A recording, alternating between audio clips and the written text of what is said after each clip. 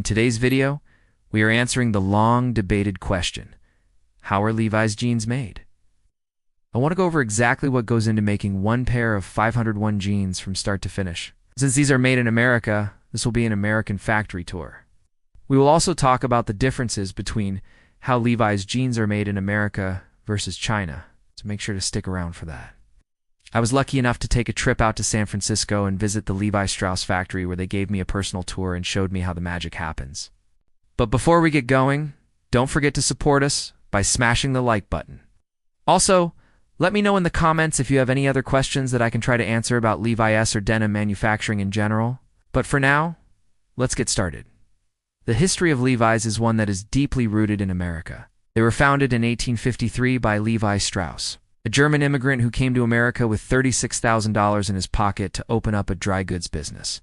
I set up shop in San Francisco at the height of the gold rush, and soon after, partnered with Jacob Davis, a Reno tailor who had been experimenting with work pants for miners that featured copper rivets at points of stress to reinforce the fabric. Together, they would patent this idea and market it as the world's first durable work pants. Today, Levi Strauss is the largest brand within the company and operates much like other big-name brands with their own design and development team, marketing department, etc. But when it comes to manufacturing, they take a little bit of a different approach. Instead of contracting out all of their production to third-party factories overseas, which is the case with most major brands, they actually manufacture a portion of their own products in their own factories. Their flagship facility is located in North Carolina and opened back in 1972. At the time, they built the plant to produce 300,000 pairs of jeans per week. Today, they are still producing right around 300,000 pairs every single week, just spread out over multiple shifts. As for how many jobs this factory employs, it varies quite a bit depending on the season. During slower times, there will be around 1,000 employees working here. But when orders pick up during peak season, they may employ up to 1,800 workers. The entire process of making a pair of jeans can take anywhere from 60 to 90 days, which means that they are constantly trying to keep production flowing throughout the year. So they will typically run 2 or 3 shifts every day, 7 days a week. So let's walk through the entire process step by step. All of the machinery in the factory is computer operated, but there are still plenty of manual processes that require a lot of human intervention. The first stop in the process is the warehouse, where all of the raw materials are stored. This includes things like the looms that will eventually become the jeans, the pockets, rivets, buttons, threads, dyes, finishing chemicals, and so on. It's important to note that these materials are not produced by Levi's. Instead, they source them from various suppliers around the world. For example, the looms come from a supplier in Japan who is the only manufacturer in the world that makes this particular type of denim. The warehouse is very well organized, with all of the materials neatly stacked and labeled. The people responsible for organizing all of this are called planners. Their job is to make sure that there are always enough supplies to keep production running smoothly.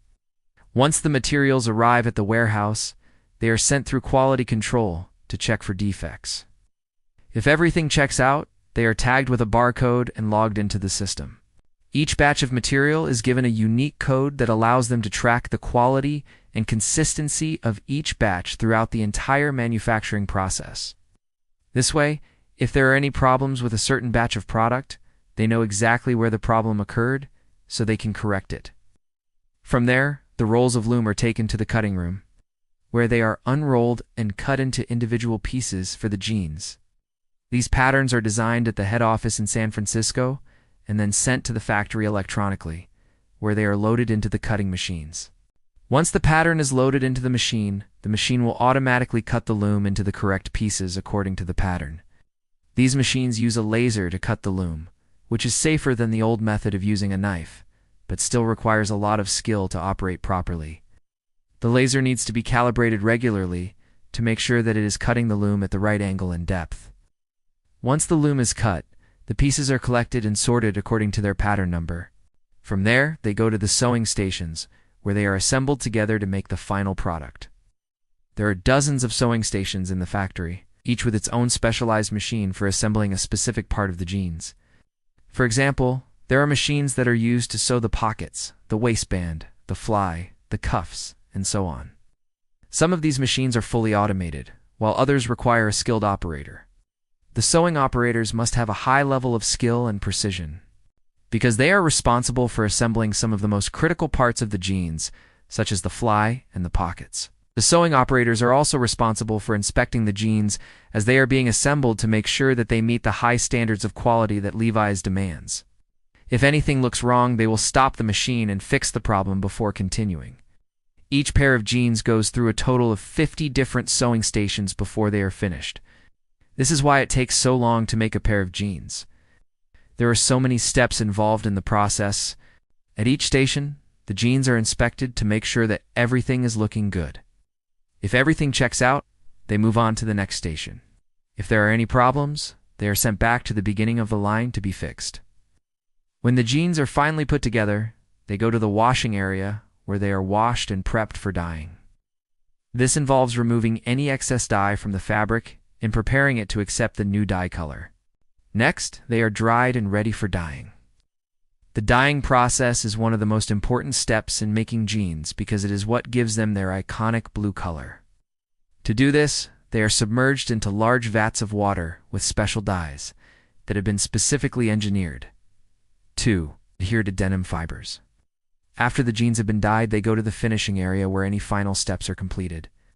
This includes things like sanding the edges of the pockets, adding the leather patch, attaching the metal rivets and buttons, trimming any loose threads, giving them a wash to soften the fabric and remove any excess dye, and so on. Finally, once the jeans are completely finished, they are packaged and shipped to the stores. The packaging process involves putting the jeans on hangers, tagging them with a barcode, and putting them in protective plastic. The packaged jeans are then loaded onto pallets and shipped to their final destination. Now, earlier in this video I mentioned that Levi's has its own factory in America, but they also have factories in other countries as well. In fact, most of their products are manufactured overseas, primarily in China.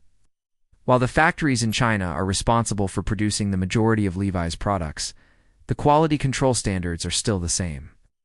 Levi's has a team of inspectors who visit the factories regularly to make sure that they are meeting the brand's high standards. If the factories are found to be producing jeans that do not meet these standards, they will be shut down until the problems are fixed. Despite these measures, there have still been cases of defective Levi's jeans being sold in stores. This is because even with the best quality control in place, it is still impossible to catch every defect.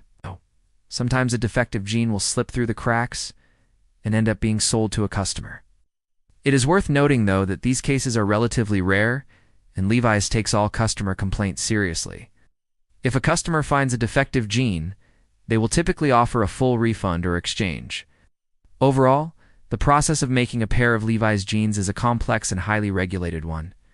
From the initial design and development of the product to the final packaging and shipping, every step of the way there are teams of people working to make sure that the final product meets the high standards of quality that the brand has come to be known for. Thanks for watching, and see you next time.